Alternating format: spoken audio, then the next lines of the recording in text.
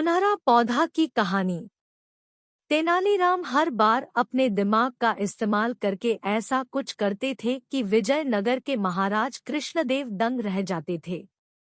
इस बार उन्होंने एक तरकीब से राजा को अपने फैसले पर दोबारा विचार करने को मजबूर कर दिया। हुआ यूं कि एक बार राजा कृष्णदेव किसी काम के चलते कश्मीर चले गए। वहां उन्हें एक सुनहरे रंग का खिलने वाला फूल दिखा। वो फूल महाराज को इतना पसंद आया कि वो अपने राज्य विजयनगर लौटते समय उसका एक पौधा अपने साथ लेकर आ गए। महल पहुंचते ही उन्होंने माली को बुलाया। माली के आते ही महाराज ने उससे कहा, देखो, इस पौधे को हमारे बगीचे में ऐसी जगह लगाना कि मैं इसे अपने कमरे से रोज देख सकूं। इसमें सुनहरे रंग के फूल खिलेंगे जो मुझे काफी पसंद है। इस पौधे का काफी ख्याल रखना। अगर इसे कुछ भी हुआ तो तुम्हें प्राण दंड भी मिल सकता है।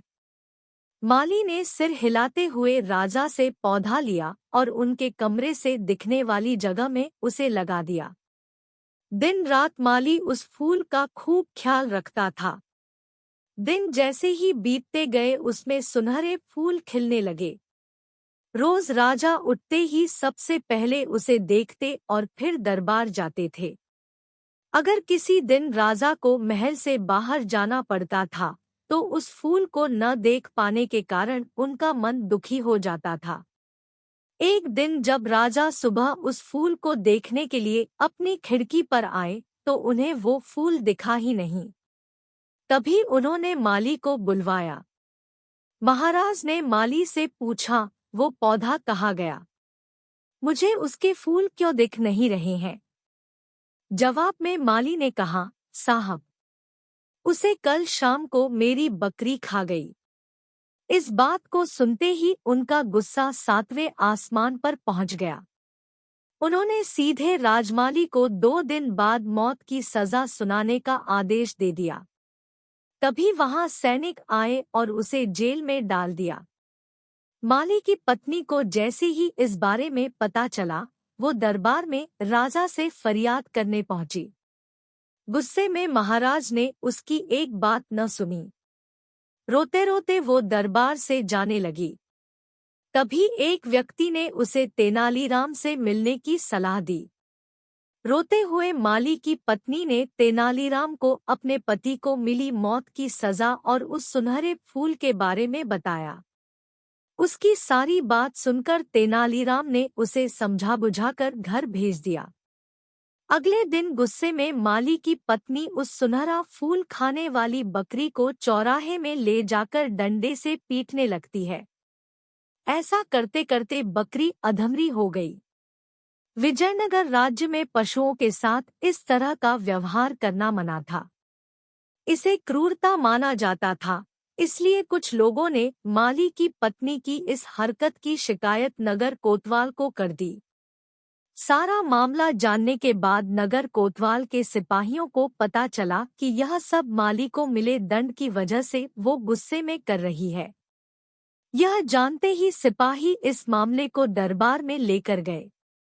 महाराज कृष्णराज ने पूछा कि तुम एक जानवर के साथ इतना बुरा व्यवहार कैसे कर सकती हो, ऐसी बकरी जिसके कारण मेरा पूरा घर उजड़ने वाला है। मैं विधवा होने वाली हूँ और मेरे बच्चे अनाथ होने वाले हैं। उस बकरी के साथ कैसा व्यवहार करूँ? महाराज माली की पत्नी ने जवाब दिया। राजा कृष्णराज ने कहा, तुम्हारी बात का मतलब मैं समझ नहीं पाया। ये बेजुबान जानवर तुम्हारा घर कैसे उजाड़ सकता है? उसने बताया, साहब, ये वही बकरी है जिसने आपके सुनहरे पौधे को खा लिया था।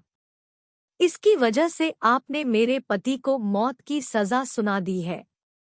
गलती तो इस बकरी की थी, लेकिन सजा मेरे पति को मिल रही है। सजा असल में इस बकरी को मिलनी चाहिए, इसलिए मैं इसे डंडे से पीट रही थी। अब महाराज को यह बात समझ आई कि गलती माली की नहीं बल्कि बकरी की थी।